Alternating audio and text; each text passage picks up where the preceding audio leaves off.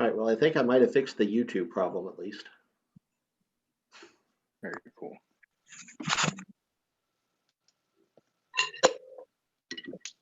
Hey, Taha, aren't you excited that you get to be the guinea pig for all of this? Right. I get to figure out how it all works.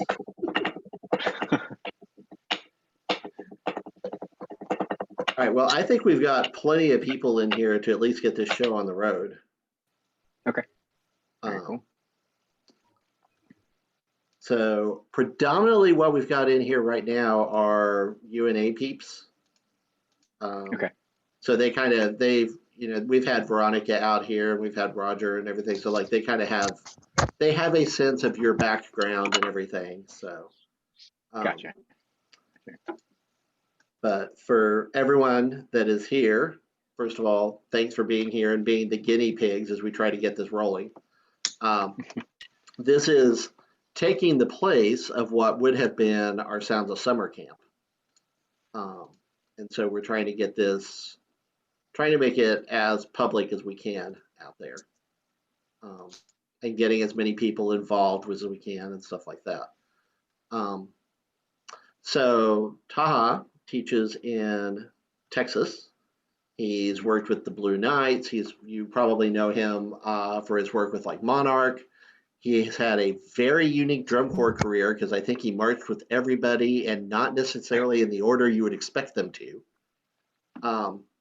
And so there's going to be a chance for, you get to ask some questions as we go along here and stuff like that. But this is mostly about the drumming.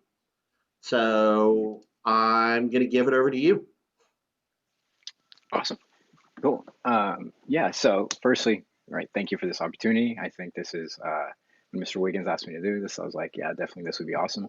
Right.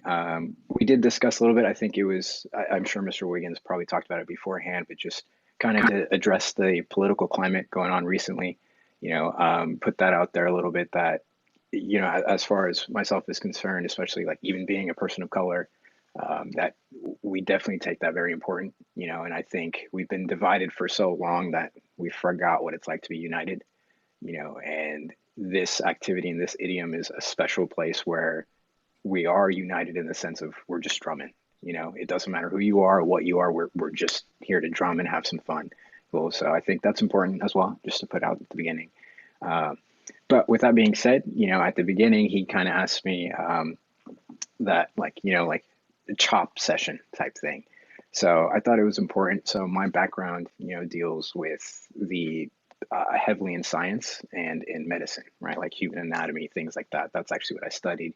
So I try to utilize a lot of that into my teaching, right? And how that affects drumming. Because at the end of the day, it is science, right? Like objects are moving and things are vibrating and your body is moving, and how does that work? So it's physics and human anatomy all together. Cool. So I'll make a lot of references to that. Definitely, if you have questions, like Mr. Wiggins said, if you could just pop them in the chat, and then at the end, I can answer all of them. And at the end, we can do an open dialogue as well, right, to keep this going. So with that, I'll kind of get this set up so we can start drumming. Cool.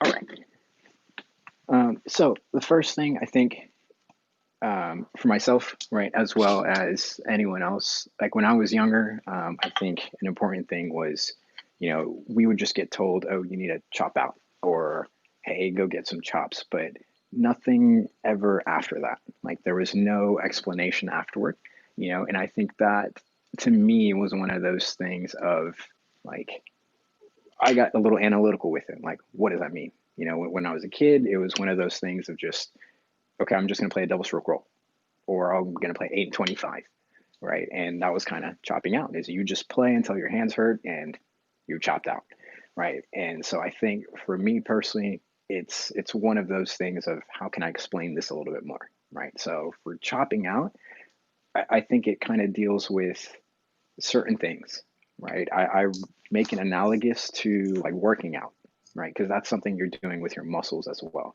Cool. Like you wouldn't go into a weight room and just stand there and go muscles, right? And get muscles somehow. Cool. You go in with a plan. Like I'm going to work chest and arms today. I'm going to work legs today. I'm going to work cardio, something along those lines. And I think it's very similar to this, right? But even within those game plans, you have like micro exercises that you do. Like if you're working arm day, right, then you're going to do bicep curls and triceps and bench press, something like that. I think that's how I try and chop out, is to isolate very specific muscles and target skills and work on those and keep that going. Well, so I'll kind of talk about three main things.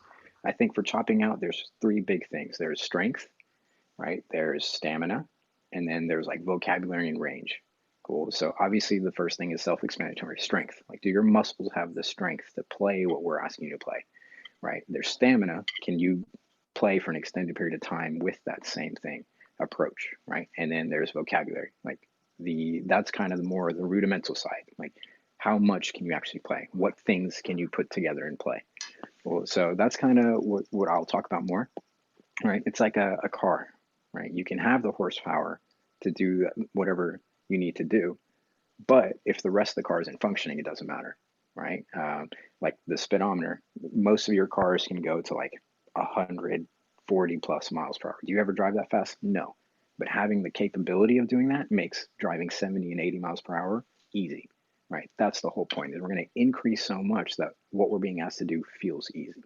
Cool, because at the end of the day, it's just muscles, right? You're building muscles, and we're going to use anatomy to make that happen. Cool.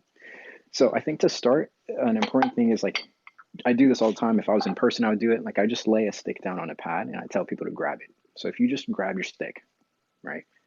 How do most people grab the stick? They usually just go in and grab like that. And I think that's important to note, because almost everyone always grabs like that. I've never done that where someone kind of reaches around and grabs in a different way. You always just grab from that first point, because that's the tactile nature of our human being, right? And for that, that's, everyone knows that as the fulcrums, right? So I think that's important, because I'm going to talk about that later on, about the fulcrums and how that affects what we do. Cool. But to start, we have this whole mechanism here just from physics, right? Like our fingers, hand, wrist, all of this, that moves the stick, right? So to isolate certain parts and strengthen those individual parts is going to make the complete mechanism move better. So when I start with chops, I start with the fingers, right? That's the initial point of contact on the stick.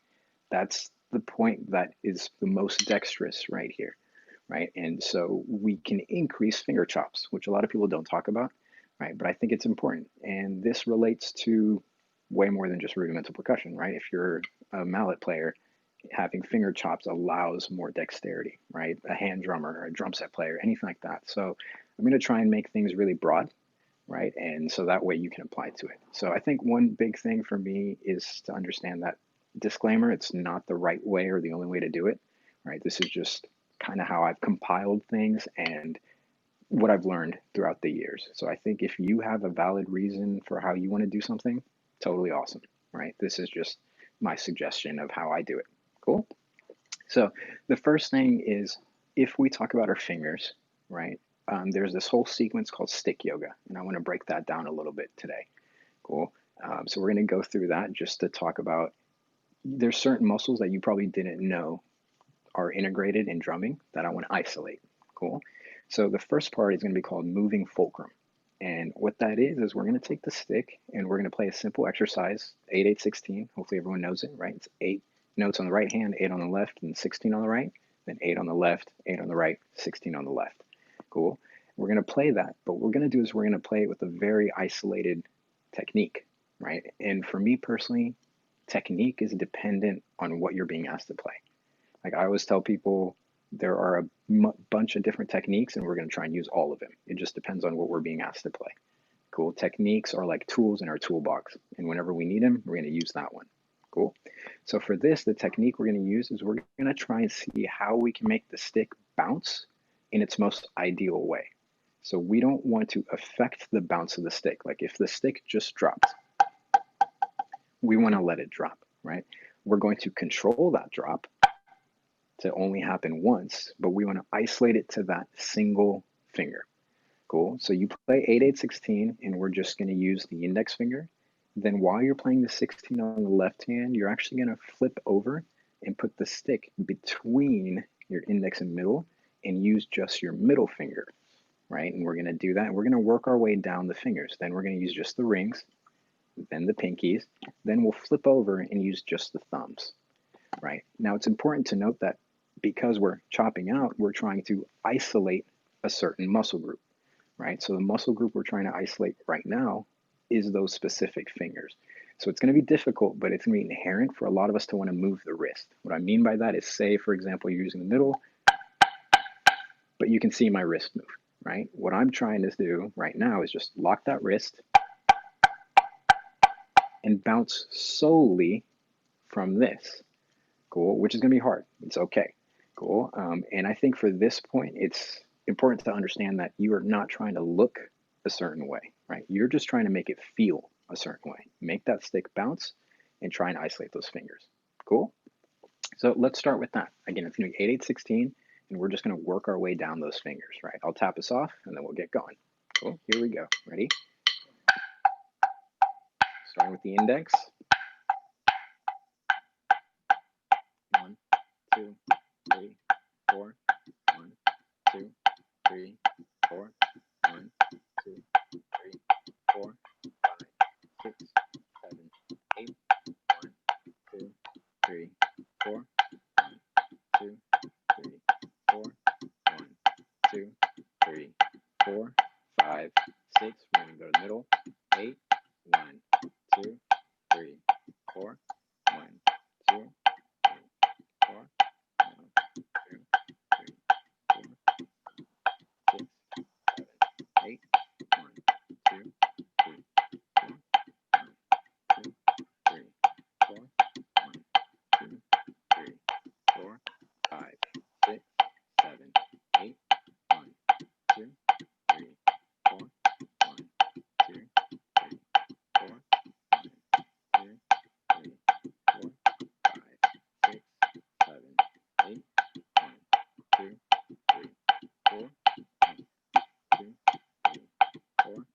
1, 2, 3, 4. 5, 6, 7, 8. 1, 2, 3, 4. 1, 2,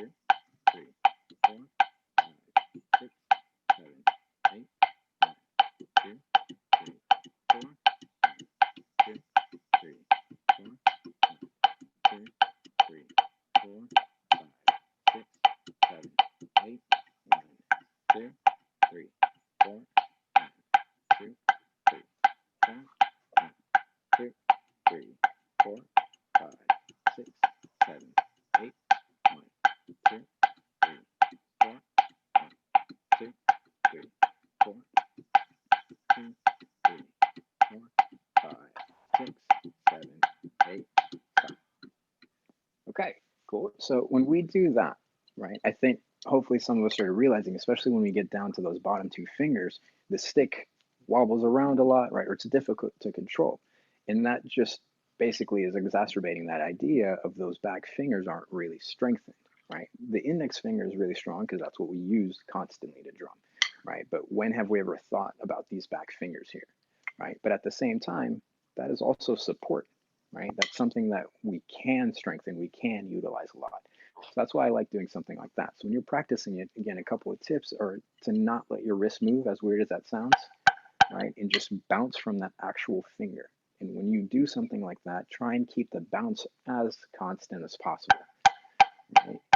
Because the more constant it's bouncing, the more you're leveraging from that finger, right? So you want to try and see if you can do that, isolate it, strengthen it, right? So by doing it more often and then seeing if you can speed it up, because the faster you can go, the faster those fingers are, right? And just placing that in different places. So we like to call that moving fulcrum because obviously we are moving the fulcrum point on the stick, right? Because if we think about it from physics, like the stick is like a seesaw, right? And the fulcrum, like usually in a seesaw, sits here. Well, if we start spreading that fulcrum out, then that seesaw doesn't actually move as much, right? So we want that seesaw to be compact so that it moves. But when you actually think about a fulcrum, right, like a triangle base down here. So we'll talk about that more in a little bit. But we're going to go on to the next segment of the stick yoga, which is stationary fulcrum, right? So we just did moving, where we physically moved our fulcrum on the stick. If we keep the fulcrum point stationary, but move the point at which it bounces, right, then we get stationary fulcrum. Cool. So what I like to do for this part is just take my hand and put the stick all the way back into the webbing of the hand. Cool. Then from there, I like to actually turn my hand down like this so I'm not tempted to use my wrist at all. And then I'm going to physically just bounce the stick with that finger that I'm trying to isolate. So if it was index, I'd just be doing this. If it was middle, I would just be doing that. Ring, pinky, right? In this one, obviously, there isn't any thumbs because the thumbs are helping hold the stick stationary. Cool, but we go through the same sequence. It's 8, 8, 16, but now our fingers are actually moving on the stick in the position they would be in, but your fulcrum is staying stationary. So let's try that one. We're going to try stationary fulcrum, still 8, 8, 16. Here we go. 1, 2, 2. Here we go. 1, 2, 3, 4. 1, 2, 3, 4. 1, 2, 3, 4, 5, 6, 7, 8. 1, 2, 3, 4. 1, 2, 3, 4. 1, 2, 3, 4, 5, 6, 7, 8. Middle. 2, 3, 4. 1, 2, 3, 4. 1, 2, 3, 4, 5, 6, 7, 8. 1, 2, 3, 4. 1, 2, 3, 4. 1, 2, 3, 4, 5, 6, 7, 8. Ring. 2, 3, 4. 1, 2, 3, 4. 1, 2, 3, 4. 5, 6, 7, 8. 1, 2, 3, 4. 1, 2, 3, 4. 1, 2, 3, 4. 5, 6, 7, 8. Pinkies. 2, 3, 4. 1, 2, 3, 4. 1, 2, 3, 4. 5, 6, 7, 8. 1, 2, 3, 4. 2, 3, 4. 1, 2, 3, 4. 5, 6, 7, 8. Okay, so in that, you'll notice that I kind of get into this position that looks a little funny, but that allows me to use those fingers in the most isolated way, right? And that's fine, like I said, when you're practicing this. That makes sense. Like, it's one of those things of you're trying to isolate a specific target muscle, right? Again, in that one, you'll start noticing that sometimes you're resorting to moving your arm or your wrist because that finger gets tired, right? So it's actually better to stop, reset the stick, and then do it again so you're isolating that, right? So that's kind of the two different ways we can isolate those finger muscles and strengthen it. Because if you think about it, there's actually a lot of muscles in each joint of those fingers, and the more strength they have, their initial contact point on that stick is going to help, right? Especially with something that requires a lot of speed or dexterity in it. Cool. So we'll continue through that sequence even more. So we had moving fulcrum and we have stationary fulcrum. Now I like to do what's called around the world, right? What it does is keeps the fingers on the stick, but now we're going to go through a series of grips to feel where we have the most efficiency on the stick, right? So something that I say a lot is, I kind of teach an approach, not really, I teach a bunch of techniques within an approach. And that approach is efficiency of motion, right? Or economy of motion, where we're doing the least amount of work possible to get the sound that we want with the best feel. Right. And in that regard, it's kind of right. It's kind of like college where you try and do the least amount of work possible and get that degree. Right. Just kidding. Please do your work. But in any case, it's one of those things. Right. So the first grip we're going to go through is German grip. So this is just for this purpose. Please don't take this as this is the way that the grip is. But for rudimental German grip, the hands are pretty flat. Right. The index finger is pretty relaxed, and this lets the wrist move a lot. You'll see this in old kind of fife drumming where they play really fast singles, something like that, right? The wrist is moving a lot. There's not a lot of finger involvement, right? And the motion's a little bit more of a rotation rather than a hinge, right? It kind of isolates on that. So we're going to play 8-8-16 German grip. And then we're going to flip over to French grip. French grip gives you a lot of access on the fingers, right? You see this a lot on timpani players, right? Because it has a lot of that finger control, right? There's not really a lot of wrist. You can do the wrist this way as well. That's not inherently natural to your hand, but you can move it a little bit more like that. But this actually really gives you a lot of access on those fingers, right? So we're going to play like that. Then the third way, we're going to play American grip. That's in the middle of both of those, where you kind of turn your hand slightly outward, and there's no real math to it, but if you want to put it, it's like a 45-degree angle on that crease. And what this does is it gives your hand the access to the wrist, but also the fingers. So you can utilize both together, right? And that allows us to lift the stick. So we're going to do those three ways, right? So it's going to be German grip, then French grip, then American grip, and it's still going to be 8/8/16. Cool. So let's try that. Ready? 1, 2, 2, 3.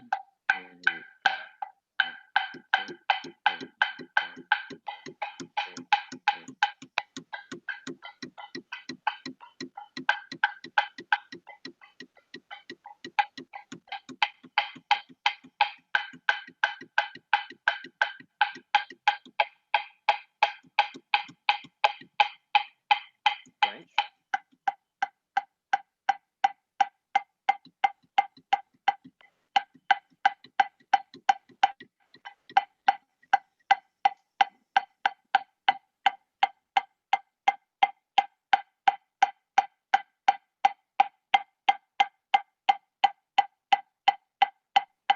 American.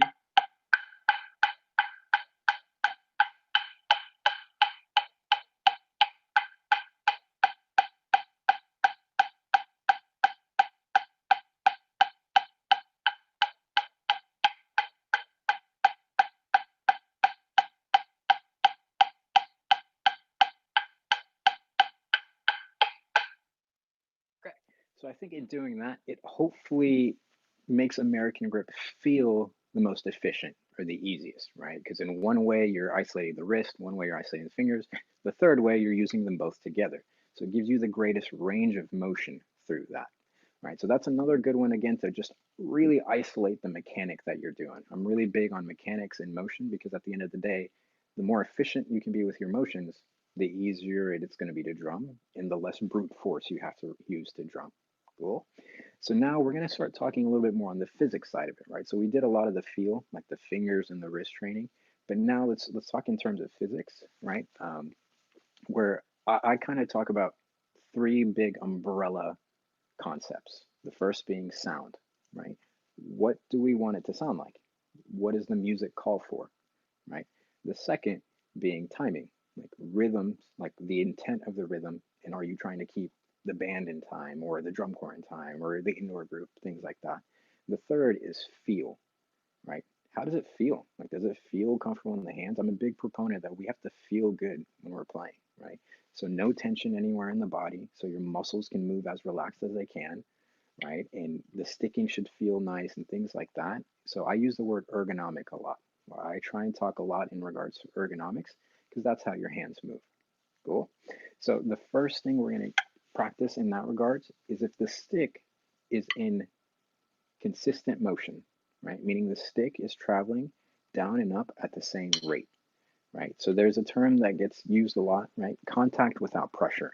And I think that's great. That's an awesome analogy where we're contacting the stick, but we don't want to squeeze down on the stick because once we squeeze, we add pressure, a lot of pressure, right?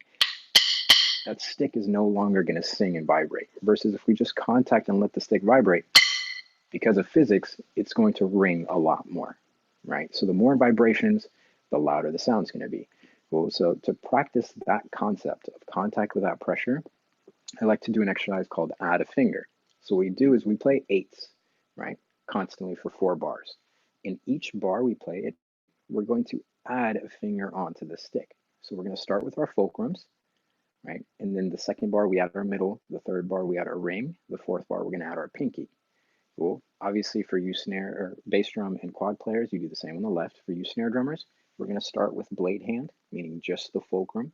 Then we're going to add the index finger, add the middle, and then these back 2 fingers, you're just going to add together on stick, right? Because they're pretty much the same as they go back there. right? The whole point of this is to not change the motion or the sound that you're achieving, right? So the motion needs to stay consistent and the sound shouldn't change. And you'll notice a lot of times, like the reason I like to isolate like this is because when we start with just the hand closed down, there's a lot more inherent tendency to physically clamp down your hand. Whereas this one, this is ideal of just using the fulcrum. It's going to teach you how much that stick vibrates and how little you need to contact that stick with the other fingers to allow it to still vibrate. Well, so let's try this. Let's add a finger. It's 4 bars in 4/4 time. In each bar, you add one of those. So you go right and left hand. Cool. Here we go. Ready?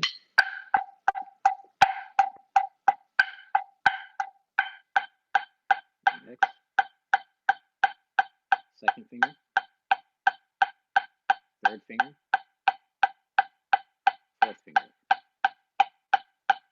One. First finger. Second finger. Third and fourth. Okay. So what we normally see with that is when people add fingers, they actually change the placement of the stick and the motion. So this is what I see most often.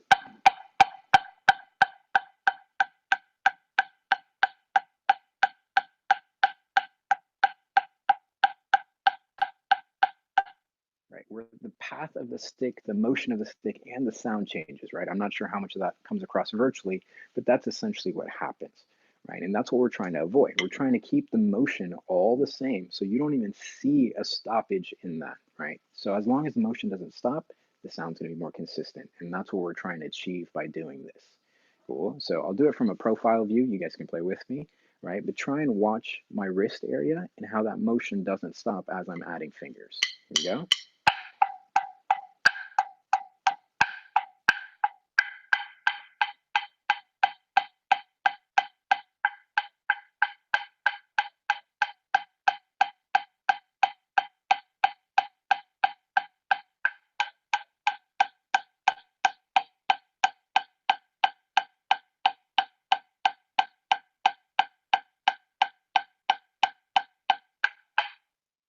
Okay. So the whole point of that is try and get the stick to resonate as much as possible, right? We talked physics. Resonance means more vibration, which allows for a louder sound, right? Or frequency, right? It's just the frequency compounds on itself, and that's how that works. Well, so what I tell people all the time is you cradle the stick, right? We need to kind of dissociate that control equals squeeze because it does not. Control does not equal squeeze, right? Please separate those two ideas is that I'm definitely controlling the stick, but I'm not squeezing it, right? I use the steering wheel analogy a lot. Like if you drive, when you start driver's ed, you do not let go of the steering wheel, right? Your hands are right there, right? 9 and 2 or 10 and 3, whatever it is now. And as you're turning, you like grab and you're keeping as much as you can on the steering wheel. But now you probably drive and you use a finger, right? Sometimes you just look ma, no hands, right? You use your knees. It, you're better at driving now. You're controlling the car more, but you're just holding on to the steering wheel less. Same concept. The better you get at drumming, the less you actually have to hold the stick, the more you can let the stick do the work for you, right? And I think that's why it's important to do these things. Cool. So when we do add a finger, that's going to allow that stick to vibrate a lot in our hand, right? I like the cradle and the egg analogy that if I'm holding an egg, I don't want to squeeze it because then the yolk falls out. But if I open up my fingers, the egg's going to fall, right? You just want to cradle it just enough. And imagine, I don't condone this, but imagine you throw an egg, right? You wouldn't squeeze it as you throw. You would just hold the egg, and as soon as you're about to throw, you let it go, right? Similar concept. Cool. We'll come back to that one in a second. So the next part of this is finger 4-2-1, right? So what you do is it's a basic 4-2-1 pattern, kind of like what grids are, but you're going to isolate the fulcrum leverage around 2 points. And this kind of gets more into that seesaw concept we talked about, right? How a seesaw has a little triangle base to it, right? Very similar. So in our right hand, we're going to isolate 2 spots, the front fulcrum, right? And then the quote back fulcrum. So there's the index finger and thumb, and then there's the back fingers and thumb. When I do this, I try and keep my thumb position stable. I don't want to move my thumb. I want to try and see if I can flip flop between these two levers without moving my thumb. And we're going to do this in 16th notes. Cool. And what we're going to do is we're going to do it 4-2-1. So we're going to play a bar with the front, then a bar with the back. Then we're going to cut it in half, right? And do that 2 times. Then we're going to cut that in half and repeat it 4 times. So what that ends up being is this. So it's front, back, front, back, front, back, front, back, front, back, front, back, front, back, and then you go off the left hand. Cool. So again, try and see if you can see that the stick is staying stable and in motion. I am trying to not stop the stick between the switches of those levers, right? The front or the back. Cool. And we're trying to utilize the rebound as much as possible. So I don't want the stick to stop, and I don't want my motion to stop at all, right? From that finger stick. On the left hand, right, again, quad drummers, bass drummers, same thing. Snare drummers, you're going to isolate the thumb, right? This is kind of weird.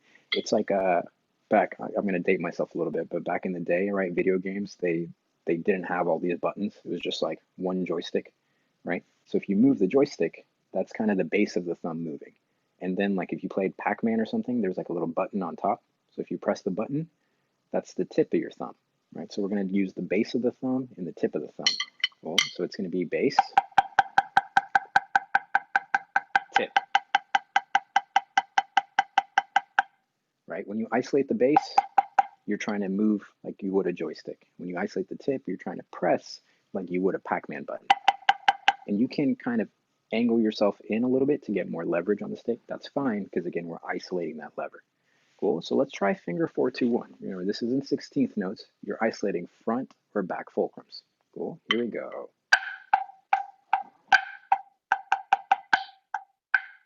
Ready, and go. And front, back,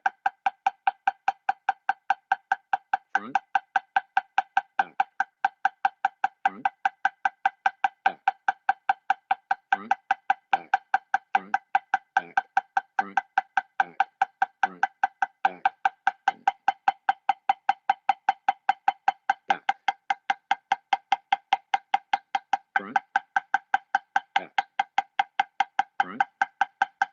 back, back, front, back, front, back, front, back, front, back, front, back, front, back.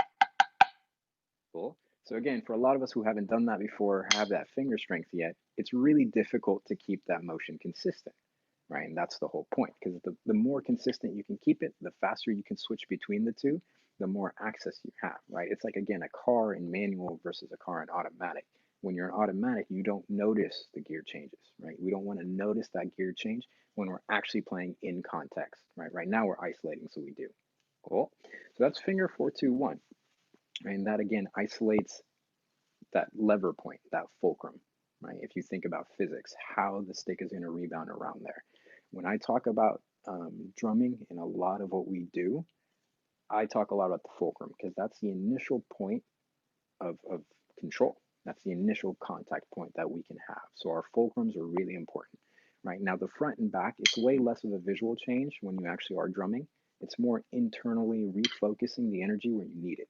So say I'm playing something really big in legato, I might use the back fulcrum more because that index finger then gets out of the way. But say I'm playing something really fast and need that closer control to the beat, then I might use the front fulcrum more because I need that control, I need that bite, right? So it's way less visual, way more internal refocus. Cool. So if we continue on, the next part, now we're going to start getting into building the chops and the stamina, right? One of the best exercises I think that's out there, it's super monotone and boring, but it's really difficult to actually execute. It's called tap pyramid. Cool. If you haven't heard of tap pyramid, it's exactly that. It's taps. It's a pyramid of taps, right? So you start with alternating 16ths for a bar, 1 E enda, 2 E enda, 3 E enda, 4 E enda. Then the next bar, you play double sticking. So 1 E enda, 2 E enda, 3 E enda, 4 E enda. Then the next bar, you play fours on a hand. 1 E enda, 2 E enda, 3 E enda, 4 E enda.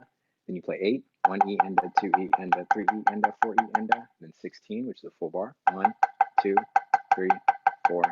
1, 2, 3, 4. Then 2 bars on the right, 2 bars on the left, 4 bars on the right, 4 bars on the left. Cool. It's a great exercise to try and work on your wrist, but also consistency of hand shape. If our hand shape is changing a lot while playing, then the stick will rebound in different ways. That's just physics, right? An object in motion will stay in motion until acted upon by an outside force, right? So as long as we keep it in motion and we don't mess with it, then it will stay rebounding, right?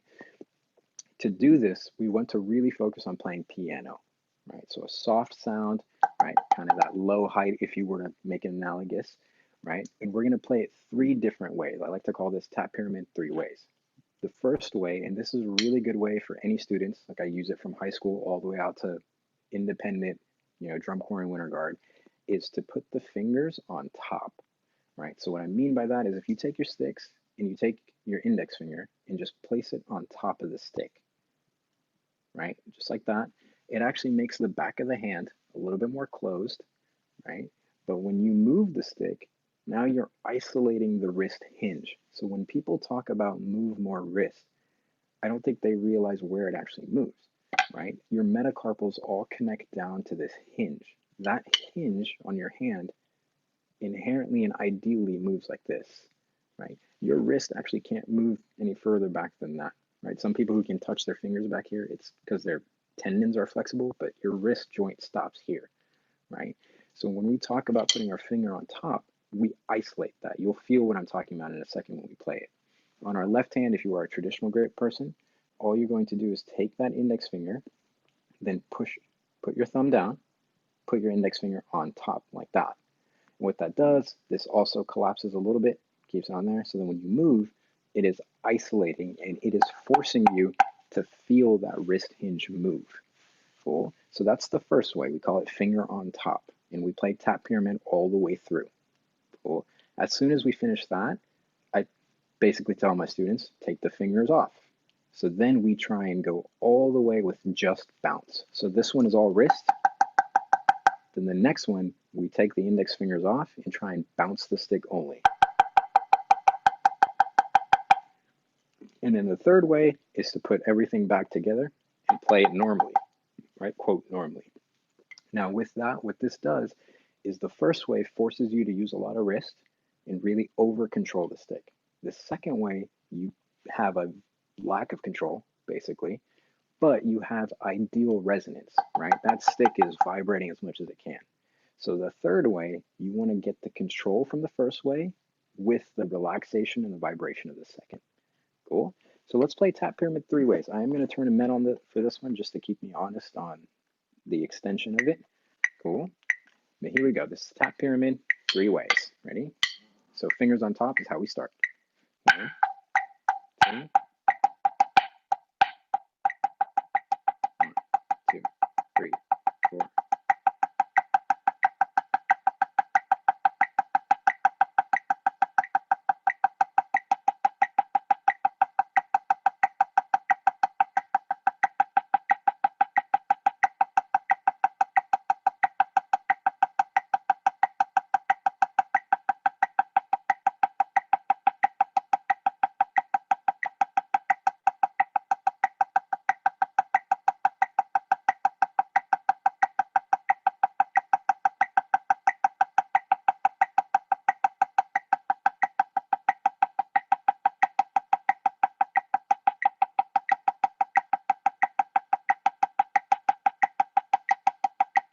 No finger.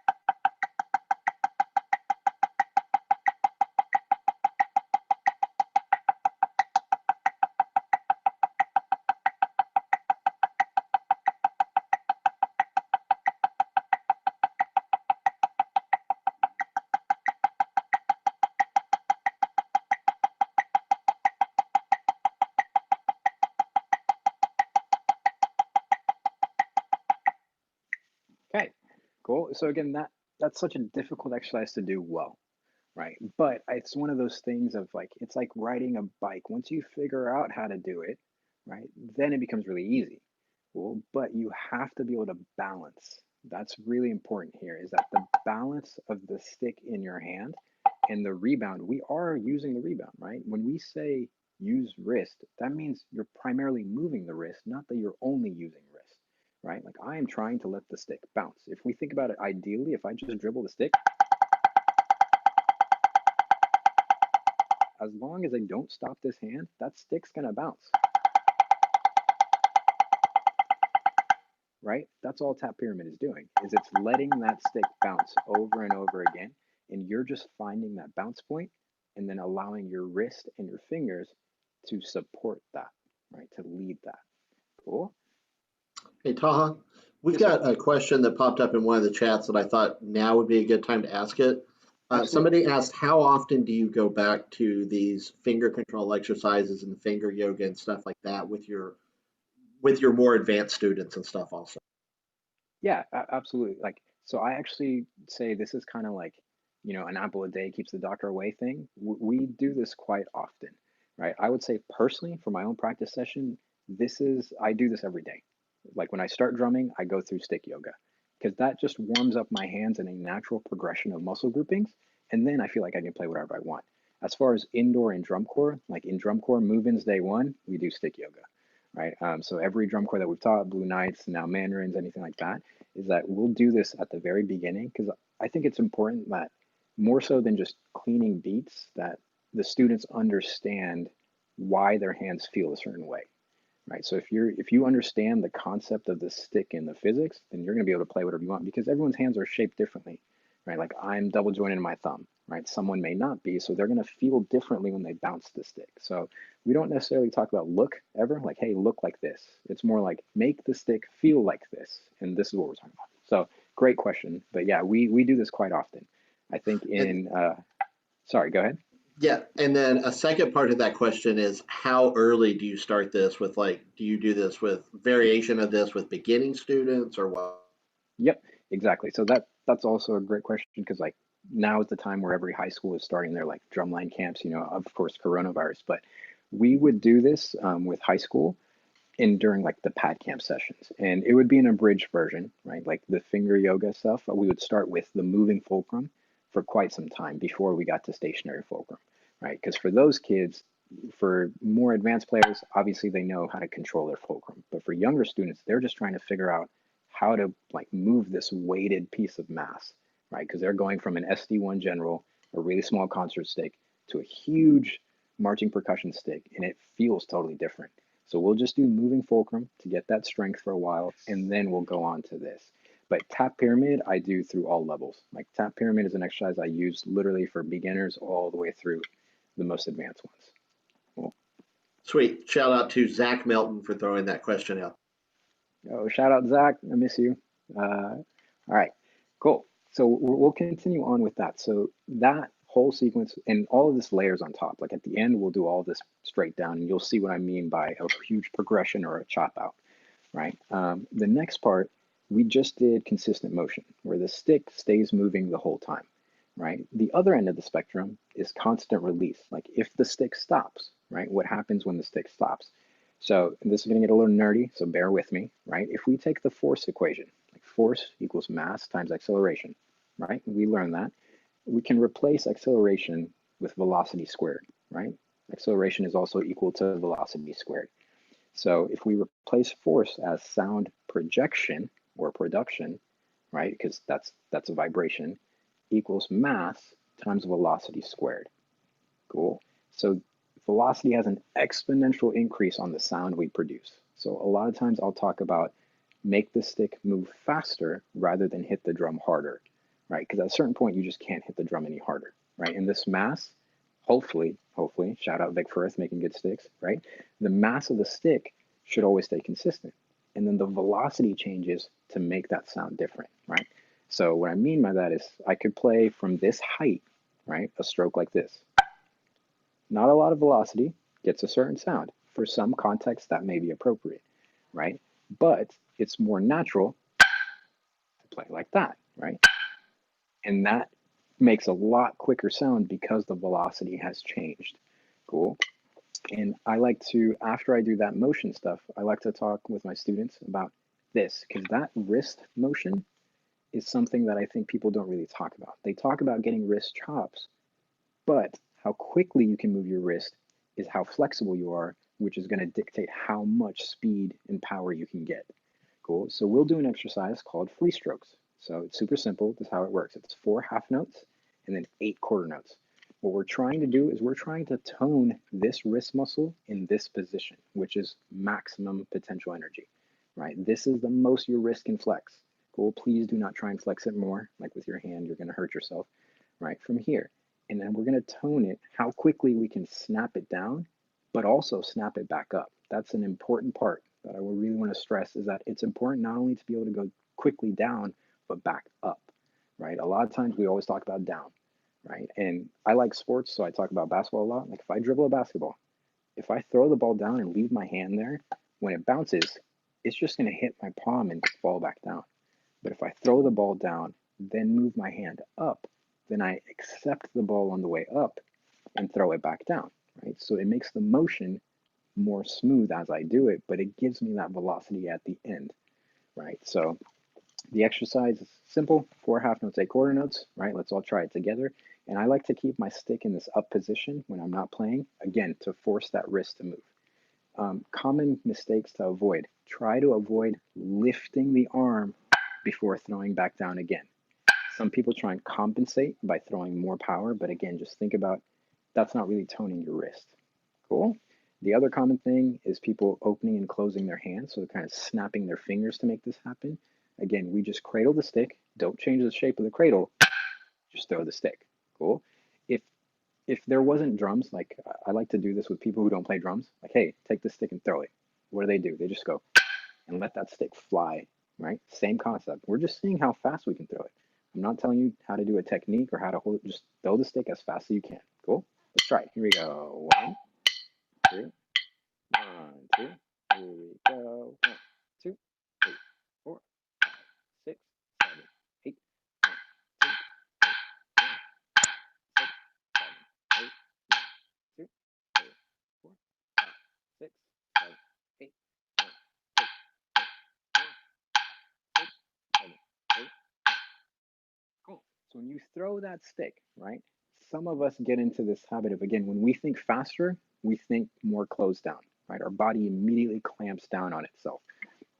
We need to keep our hand in neutral position. I say that a lot. Like, imagine if any of you have ever broken your hand, right? And you have to get a cast. How do they cast your hand? Right? They lay it down and they cast it like this, because that's a neutral handshake. Medically speaking, that's the most ergonomic placement your hand can be in. They would never cast your hand like this or like this. So a lot of times with students, I'll talk about their hand being neutral, right? If your hand is sitting in neutral, from that point, your muscles have the most flexibility, right? And that's what we're trying to get, that flexibility. Cool. So now if we take that free stroke concept and we apply it with the concepts we learned before about motion, then we merge the two ideas together and we get constant motion. So that's kind of like the summation of all of this. Is I talk about consistent motion, then constant release, put them together, you get constant motion. We want the stick to constantly be moving, right? But the rate at which it moves changes. So sometimes it's going to move faster on the way down than it will on the way up, because we want to keep the stick moving through time. In some ways, you can manufacture that, or say you're playing something really big and slow, you can move the stick higher to keep it moving more, right? If we cap ourselves with heights, like say I'm trying to play eights, right? But I'm playing it really slow, like 1 and 2 and. If I cap my height here, then I'll have the most control if I stop the stick. If I try to not stop the stick, it's really difficult to get rebound, right? Or I cannot stop the stick, but just lift the stick further from the head, because again, physics, right? That ball is going to bounce, take longer to get back here, but then I can throw it faster to hit the next beat in time and have. So that's why a lot of the groups that I teach, you'll see them play pretty big, I would say, and fluid. And they use those muscle groups because of that whole point. Keep the stick in motion, but get the sound that we want, right? And that starts getting into this whole concept of levers. Like we have our fingers, our wrist, and our arm. I don't really like to talk about isolating each. We talk about a percentage. Like the whole thing's 100%. Sometimes we're going to use more percentage of this and then less of this and this, or more percentage of this, etc. It just depends on what you're playing and what you need it for. Cool? So the next part of the exercise, we're just going to play 8, 8, 16, but we're going to play it as big as we can to kind of really get that weight. We use the concept of dead weight. That means if I drop my hand with just gravity, right, there's a lot of force and power behind that.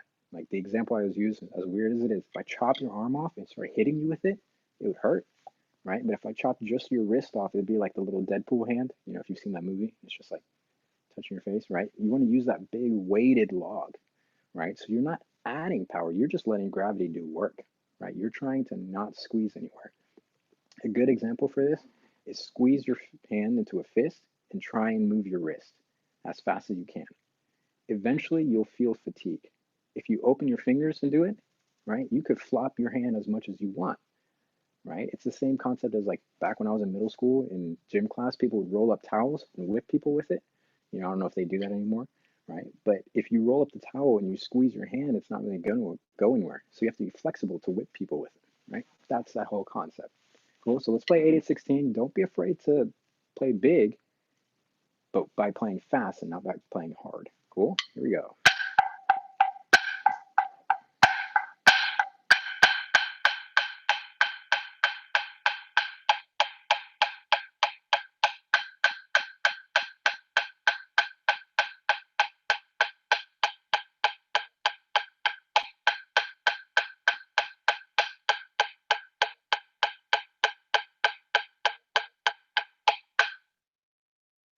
So hopefully after doing all that, you start realizing like it is pretty easy to play big as long as you're taking that whole dribbling the ball analogy and getting your hand out of the way, right? That's part of drumming. Just get your hands out of the way. Let the stick do what it's going to do, right? Get your hand out of the way. You're just guiding it basically.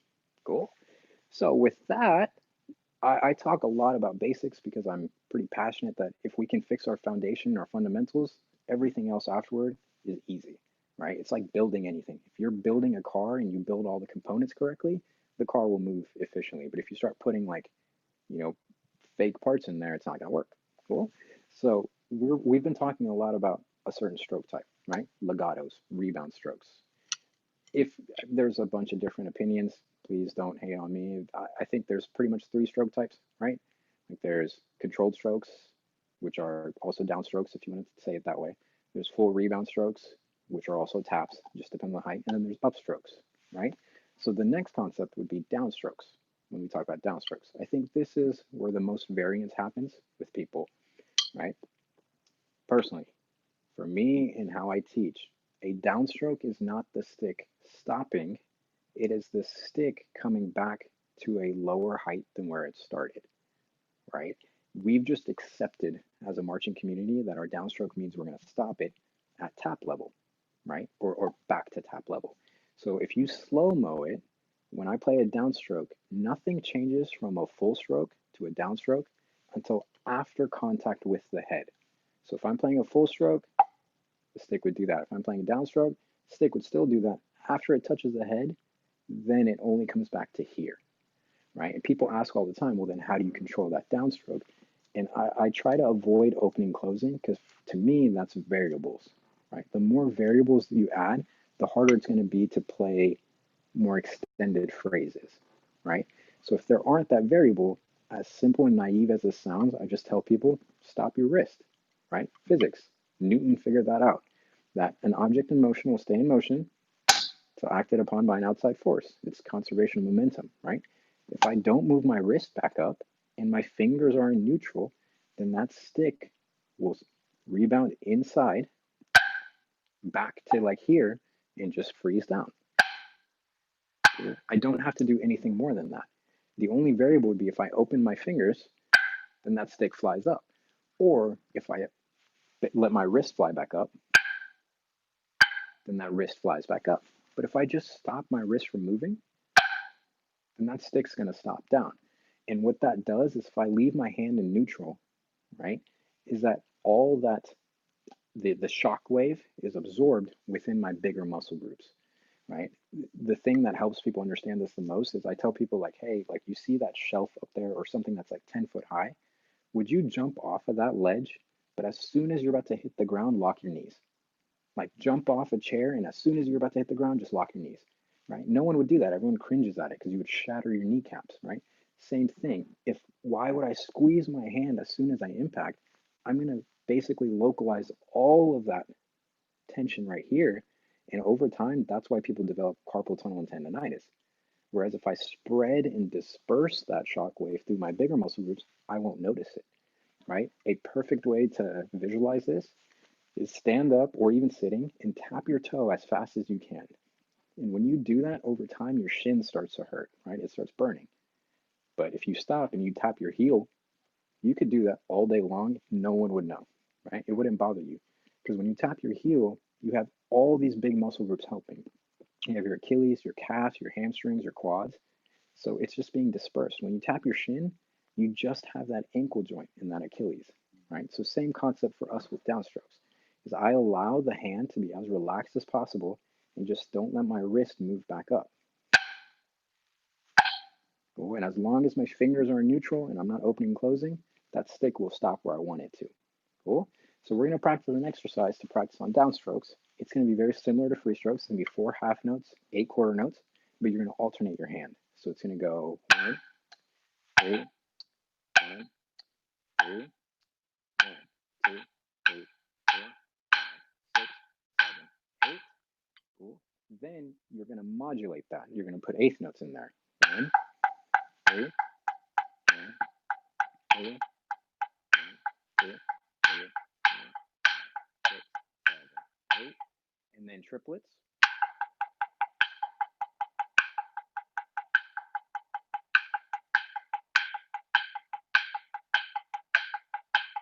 And then 16ths.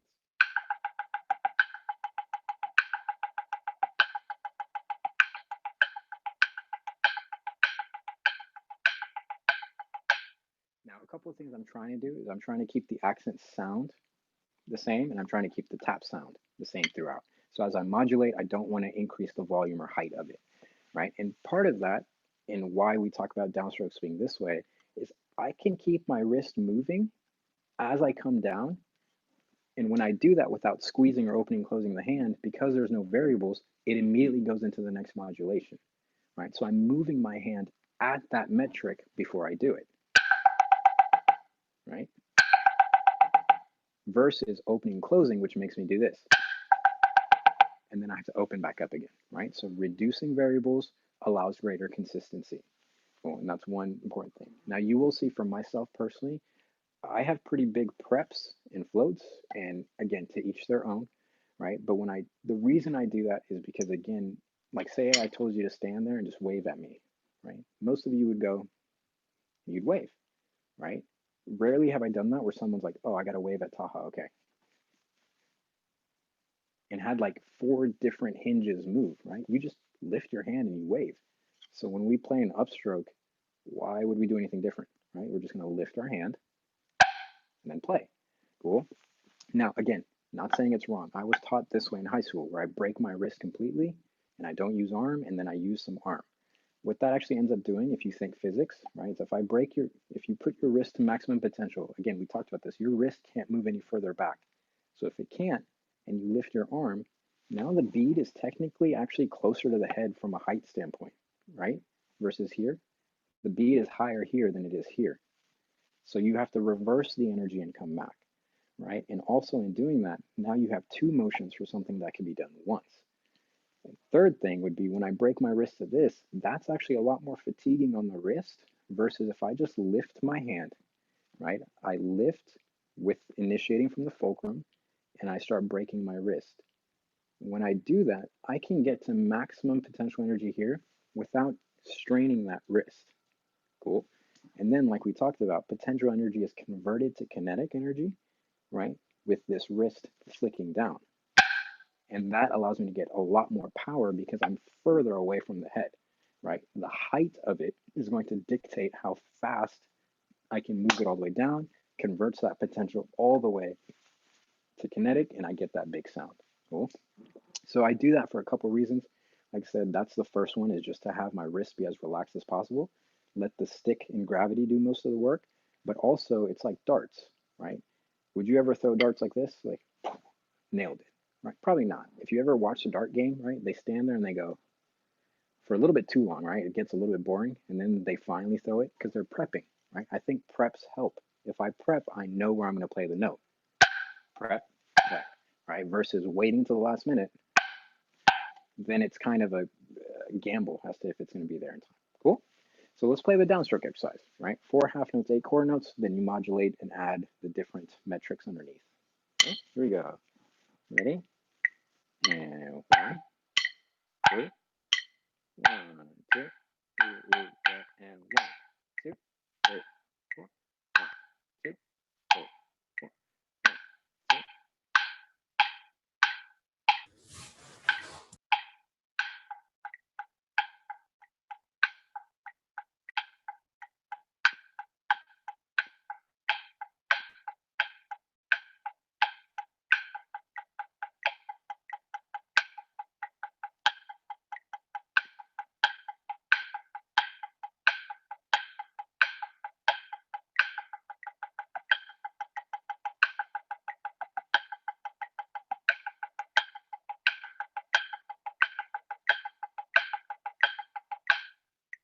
Okay. Cool. So if you're doing that, your hands should stay as relaxed as possible, right? It shouldn't feel tense. It shouldn't feel like you're adding like aggressive power, because again, the height is so high that we're just letting gravity do work on the way down, right? We're not overexerting. Again, economy of motion as we're doing that. Cool. Now, please don't mistake that for molar, right? Some people see it as molar. That's more of an illusion, right? If you've ever, as a kid, done the rubber pencil thing, right, where your pencil looks like a rubber, is your pencil actually rubber? No, it's an illusion, right? Same thing. If I lift my hand and at the last moment I use more velocity, then the stick ends up traveling, like my hand travels faster than the stick, right? When that happens, the stick actually follows suit, which gives it that kind of whip effect. But I'm not trying to break from the wrist here, because then that would give this type of effect, which is actually counterintuitive, right? The beat is lower, then you have to lift it higher, then you have to play. It's cool in certain doses, and there is molar technique, which can be a whole session by itself. Like I love talking about molar for like something like that, but that's a different topic. Cool. So that kind of concludes the stick yoga part of it. And here's what makes it a chop out is you do it straight down and you'll understand how your hand works. Cool. So we're going to review, we're going to play it straight down once, and then we'll get into like different vocabulary, right? So the first part of this whole thing was moving fulcrum. The second part is stationary fulcrum, right? The third part is around the world. The fourth part is add a finger. Then you do finger 4-2-1, right? Then you play tap pyramid 3 ways. And then you do the free strokes. Then you play 8-8-16 real big. Then you play the downstroke thing we just did. Cool? So it's going to be a little bit of a sequence, but let's try it. I'll try and help you out as we go through it, right? Again, focus on your hands. Don't worry about what it looks like. Just make it feel good and make it feel like the stick is balancing and your actual muscles are working. Cool? All right, here we go. Ready? From the top. And 1, 2, moving fulcrum. 1, 2, 3, go.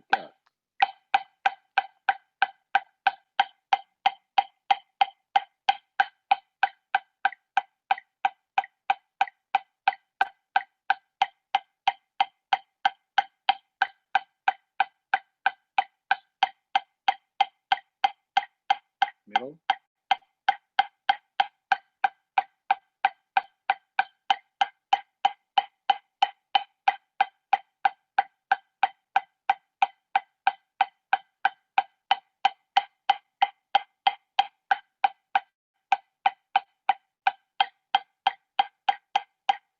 Ring.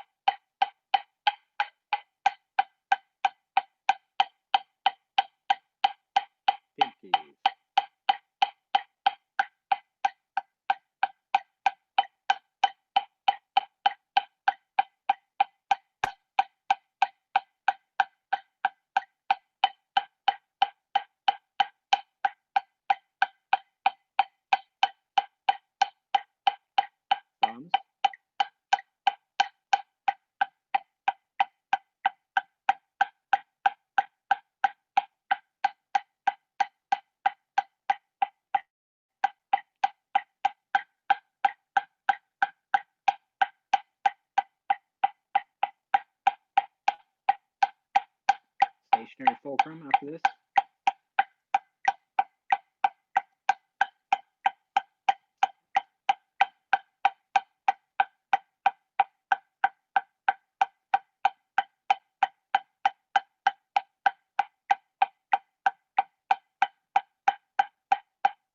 Middles.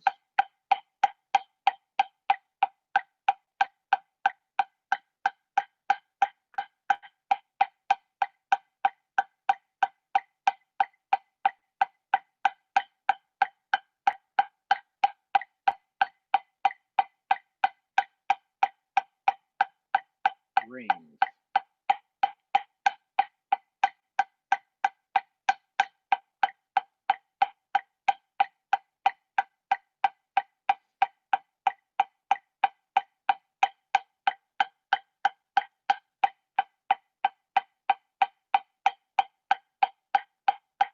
Pinkies.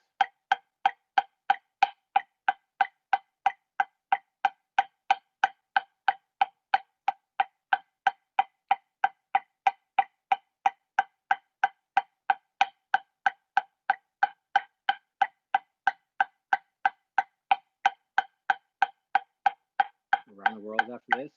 German grip.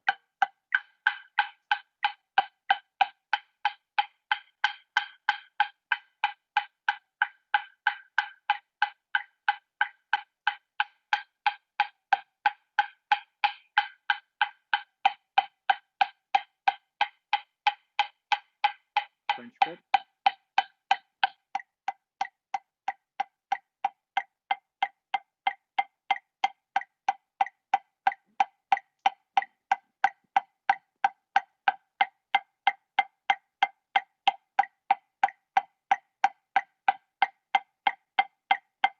American grip after this.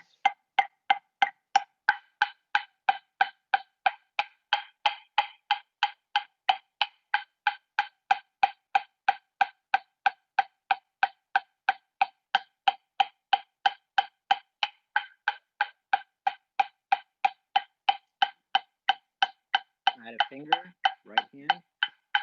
One. Second finger. Third finger. Fourth. Left hand.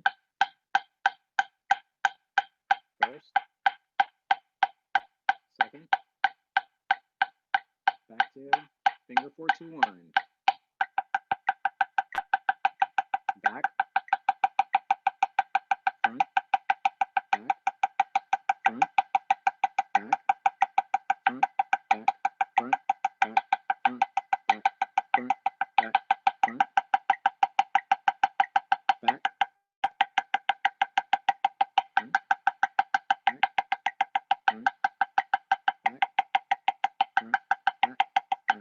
Back. Front. Back.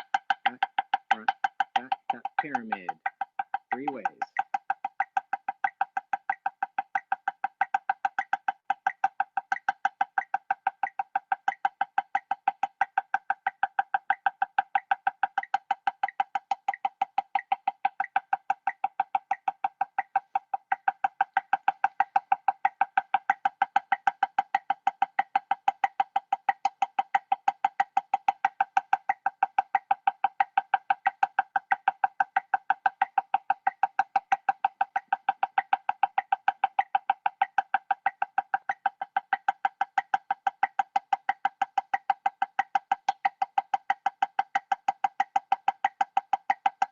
Variation 2.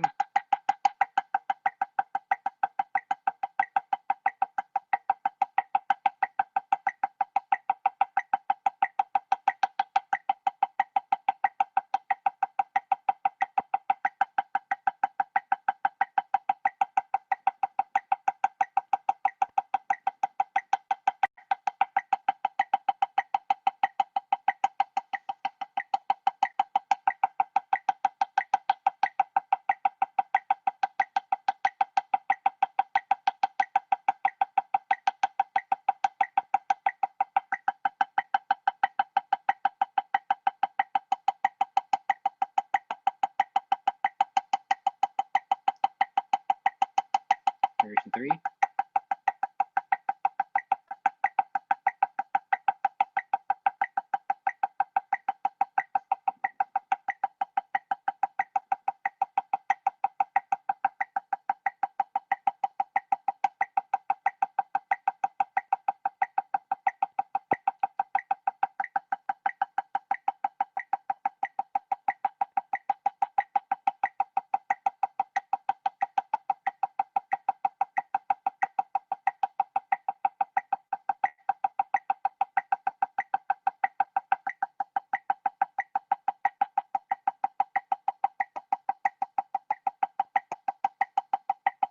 3 strokes after this.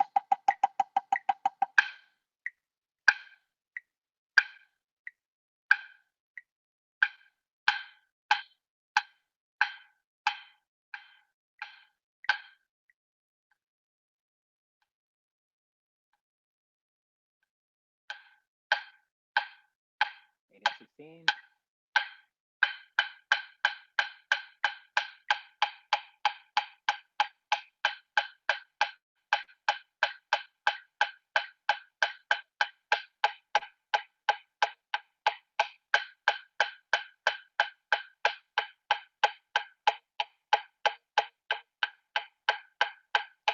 Strokes.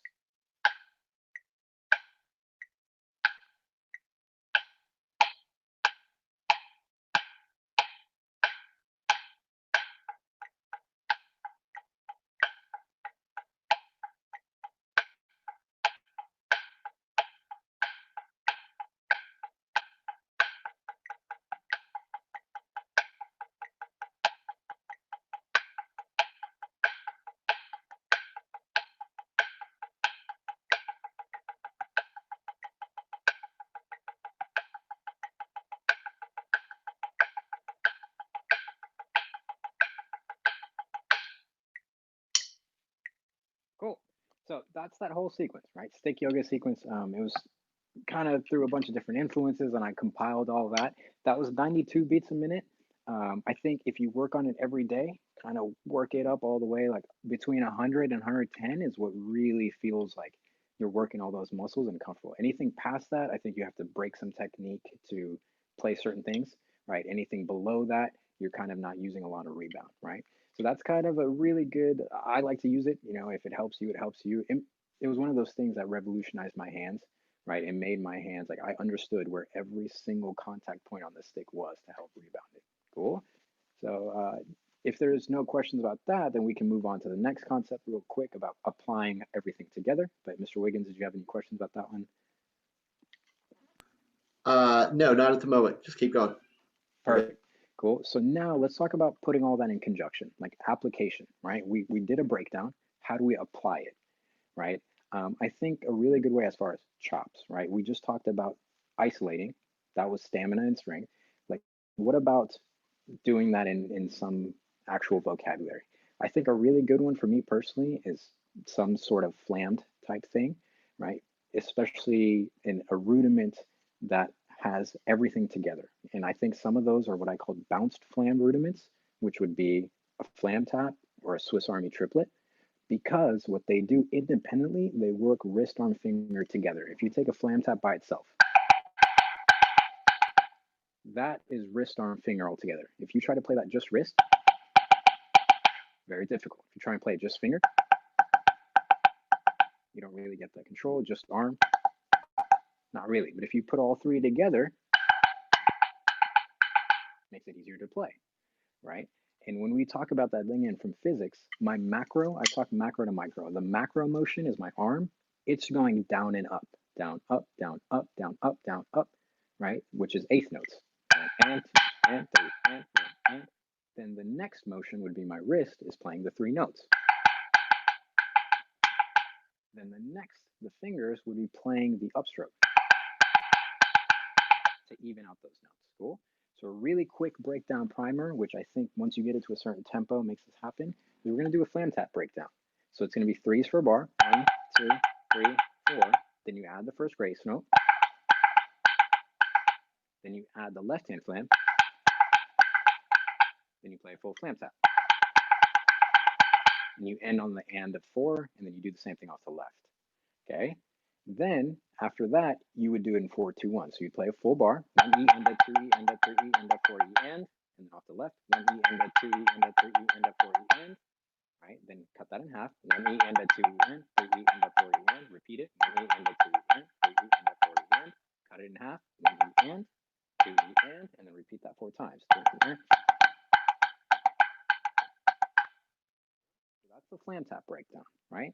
The next breakdown, I like to compile really small basic skills together to create chop outs. And at the end, maybe I can share my screen and show you. I have a basics packet that I work through. It's like little 4-bar exercises, a bunch of them. The next one is Swiss tap, right? You've probably heard like Vanguard or someone like that play it.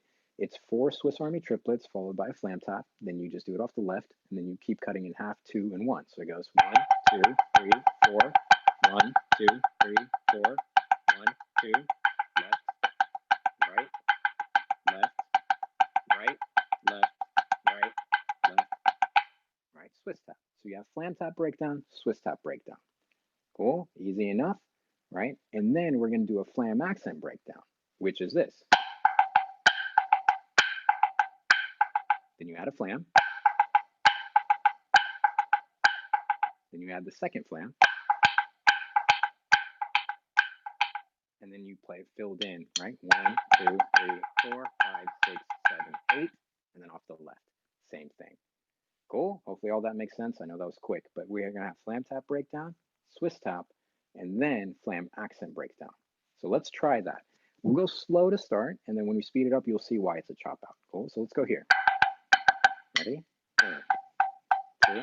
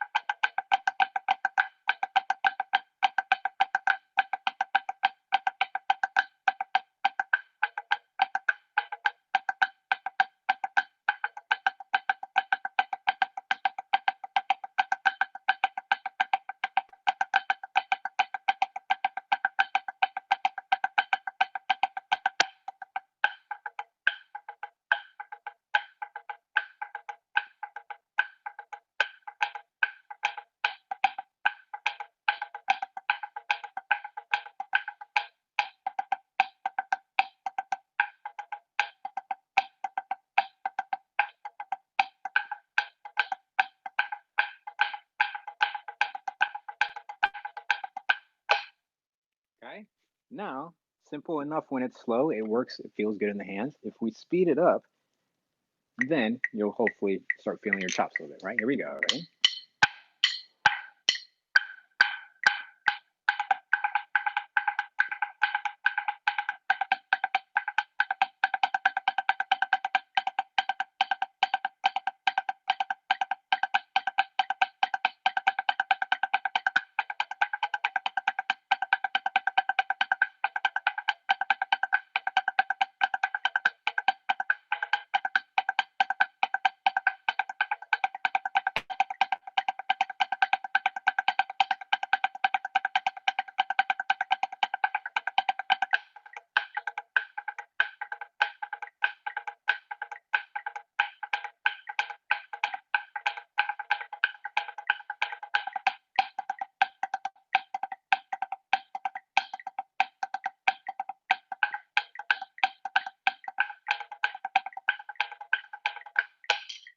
Okay.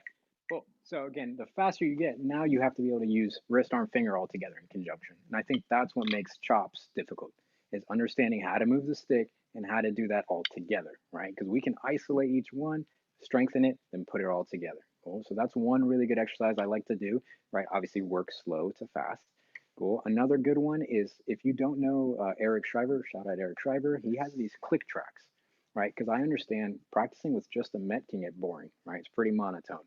So practice with click tracks, right? And hopefully at the end here, I can share my sound to you guys and you'll see what it is. There's two really good ones that I love to chop out with. One of them is called tap accent and the other one is quick accent. And it's a pyramid style exercise and it has like 10 different tempos that really work out your hands. Cool.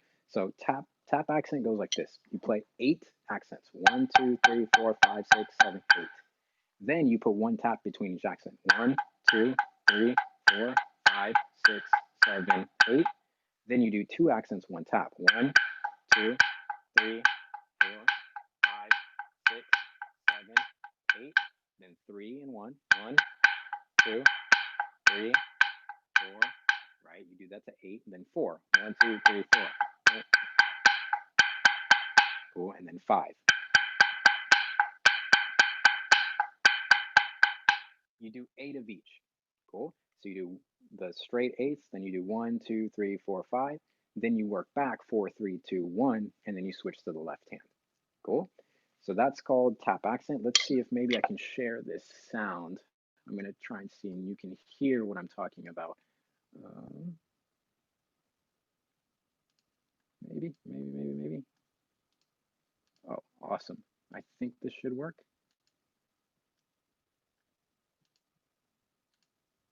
Cool.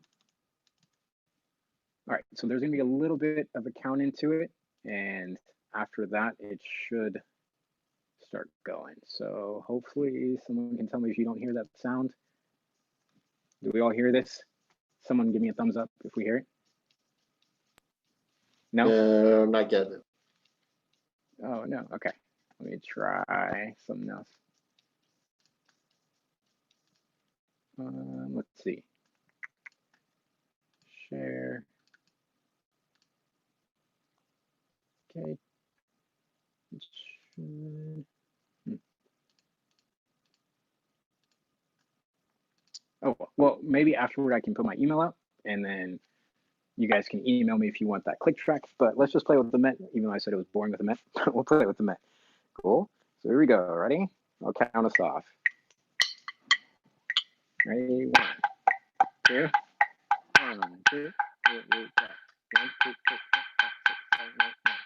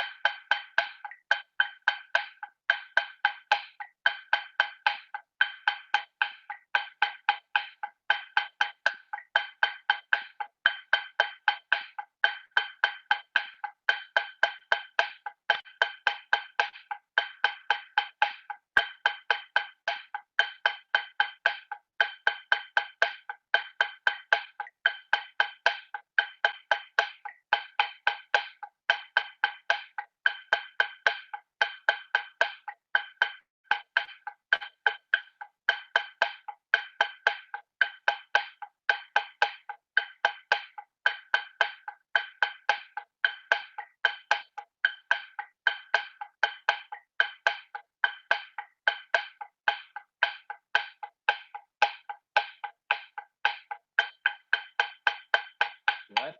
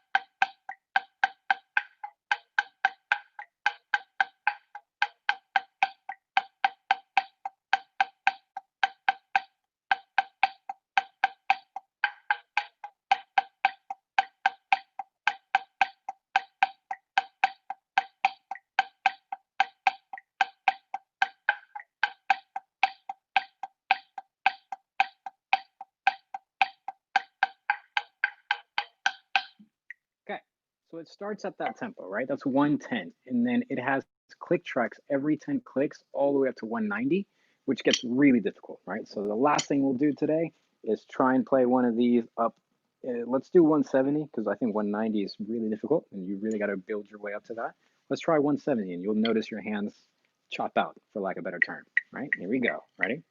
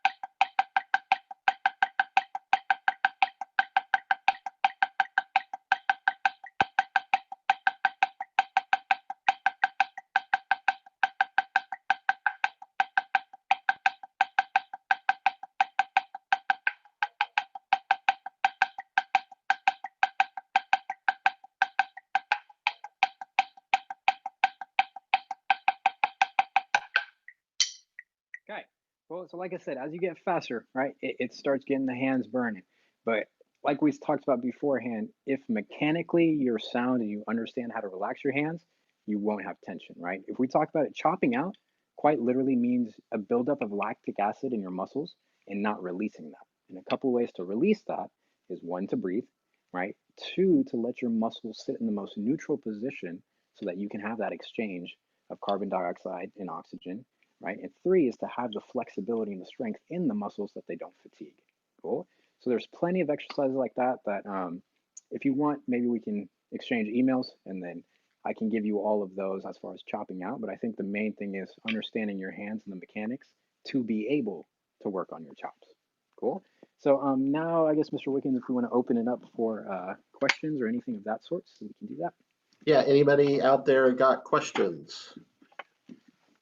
Hop in. Haven't really had any pop up in the chat, so anyone?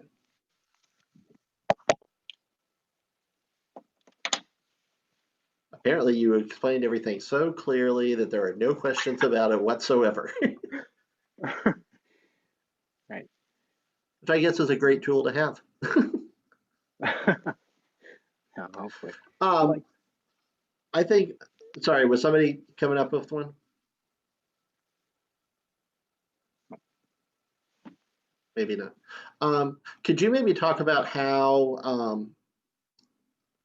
are you dealing with the not being able to meet in person and stuff like that with your students right now? Like, what are you all doing at this point? Yeah, absolutely. I think again, it's one of those things of, we kind of ride with the technology, and Zoom has become a huge platform, and anything video wise has become important. So I think what we've tried to do, at least at the schools that I teach at, is that for audition purposes, we did quote pad camps, right, where all the students would be in a Zoom room like this, and myself and the other staff members everyone would mute their mic and we would just drum. We would drum something and we've been focusing a lot on like what I would say are basic skill sets, right? And I guess I can share the screen. That does work. I'll share the screen. Desktop. Does it work? Still no, maybe not. Okay, well, what it is it's just a compilation of different exercises, and it starts with like legatos and timing, and then multiples and bounces, and stroke types, and then flams and diddles, and we work through this like basic skills packet. They're all like 4-bar exercises. They're just breakdowns, right? There's nothing that I would say is like an etude. It's just basic skill sets. And after that, for the actual auditions, we had the students submit a video, but then we actually did like a live Zoom interview as well, because we kind of take the belief that it's important to have the right type of personality in people as well, rather than just the drummers. So that was how we auditioned. And throughout the summer, what we're doing is we're doing like kind of weekly Zoom check-ins where we'll just drum, and it's hard to gauge that. But then we'll have like weekly video submissions where the students can submit a video and the instructors will give feedback, like one-on-one feedback, and like you said, with the uncertainty of everything that's going to happen moving forward, I guess we're taking the approach of at least we can make them better percussionists. Like the worst case scenario, they'll get better skill sets through the summer, even if that makes like our line, quote, not as clean because we haven't drummed together. They'll have foundations because it's so hard in high school. I think we all experience it that in high school, especially if you're teaching high school, some of the hardest things are giving them good foundations because you're always against the clock, right? We're trying to teach a show, we're trying to teach drill. They have concert band, they have region band, they have solo and ensemble, and we're fighting the clock always. So it never feels like we can teach them foundations. It always feels like we're just teaching them the music, right? Like, oh, we have to learn the closer now. So we can't teach you how to play downstrokes properly because we have to teach you how to play the closer. So I think this has been kind of the silver lining of this corona virus situation happening, is that we're just able to focus on basics. Like, let's just work on how your hands move. Let's play full strokes for an hour. Let's put on some music and Justin Timberlake 2020 Vision and just drum, full strokes for the whole album or something like that. Has, I think, been how we're trying to cope with it on our end. Is that kind of the same thing you guys are doing with Mandarins too? Yeah, so with Mandarins, obviously, like that skill level is at the higher end of the activity. So what we're doing is we're giving them kind of video. They're not assignments, I would say, like video things where a staff member will post like, "Hey, play this exercise," and it'll kind of push their limits as far as what they have to learn. Or just, I think a big thing that people don't usually utilize is our brain is the strongest muscle we have, but also the dumbest. In training the brain is important. So we'll have him do like a grid, but play it backwards off the left.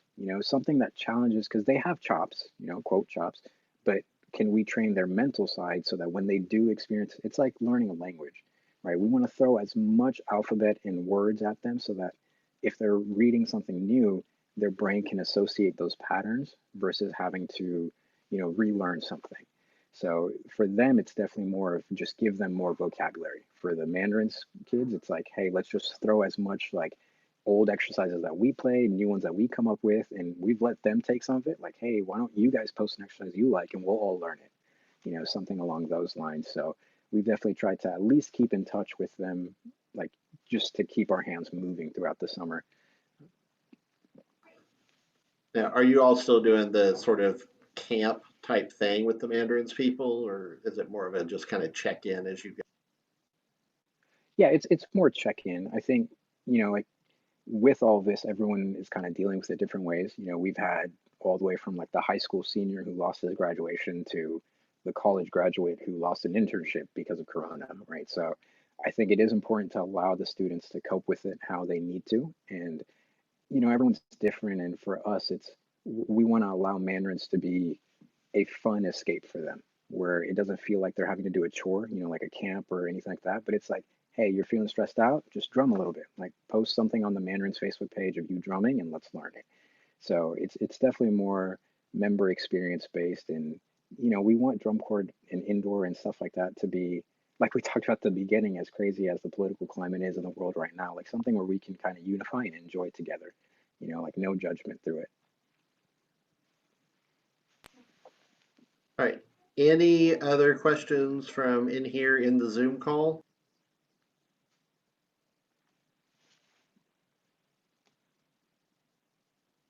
Cool. All right. Um, any last words of wisdom you want to wrap up with? I mean, I'm not sure I'm the best at wisdom. There's plenty of people smarter than me and better than me at this stuff. And, just thank you and thank everyone for whoever joined in. It's cool that we can just drum. We can take some time out of our day and talk drums. And as nerdy as it gets, I would highly suggest, reaching out to me if you don't have a question now, if you have it later. Like that's the cool part about this community is you just reach out and find resources, right? Like there is no ego, there's no separation of classes or anything like that. Like my email, if you want, it's by name, right? TAHAAHMED 22 at gmail.com, right? Super easy. You can find me on Facebook, Instagram, whatever it is. Just connect. I think it's cool. I've found plenty of like drum corps kids that way. Someone just reaches out and is like, hey, can you check out this video of me playing something? It's like, sure, and I think the biggest thing, like myself included, we're always students. Like learn as much as you can, right? Like whether that be the same technique or approach or anything like that. Like the thing that I think helped me most was just trying to absorb as much information as possible from different people. Whether you think you agree with them or not, it doesn't matter, because it's still information. Like as much as you can gain, do that, right? I have to give a shout out to Rudimental Mindset, like Veronica Wicks. She's incredible, amazing human. They have a website that gives lessons. So if you want to take lessons, go out there. It's online. It's all legit. They're all world-class educators, and like I said, it doesn't have to be me. It could be any one of them. Like I've learned from some of the people on that website. I've worked with some of them. Do that. Take lessons. Just learn. I think that's the coolest thing about this is learn, learn, learn, because it expands your brain and your horizons in ways that will just help take your mind off other things. Awesome. Well, thank you for being the first one to jump on here and do this. Absolutely. So for anybody that's tuning in or anybody that goes back and watches this video later, we're same time again next week with John Weber is going to be doing it. And you mentioned Veronica, she's coming up sometime in the near future as well, along with Roger and Glenn Crosby and there's a whole lot Awesome. of people that are going to be doing this. So um, Awesome. we want to thank Taha for doing all of this because this was great and a great way to kick this off. And for everybody out there, stay safe, stay healthy, you know, Mhm. support others, support everybody around you. If there's a chance for you to do something to help others out, take that advantage because it's definitely needed right now. And thank you all, and we'll see you the next time around. Thanks. So, thank you guys.